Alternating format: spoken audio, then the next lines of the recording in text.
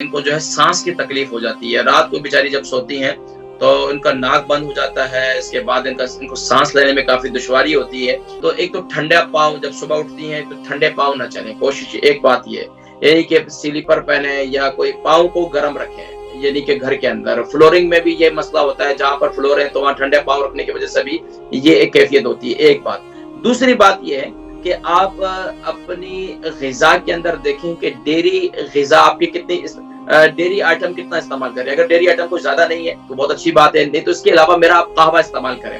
اس میں کیا آپ قہوہ کیسا بنائیں؟ میتھی دانہ لے لیں 1 ٹی اسپون، زیرہ لے لیں 1 ٹی اسپون، ادرک لے لیں 1 سے 1.5 انچ کا ٹکڑا، دارچینی لے لیں 1 سے 1.5 انچ کا ٹکڑا، اور چھوٹی الائچی لے لیں، ایک سے 2 عدد چھوٹی الائچی لے لیں۔ اس کا قہوہ بنائیں اور اس میں پودینہ بھی ڈال دیں۔ اس کا قہوہ بنائیں، اس قہوے کو آپ رات کو سونے سے پہلے پی لیا کریں، اور اس میں ½ ٹی اسپون کلونجی ضرور ڈالیے گا۔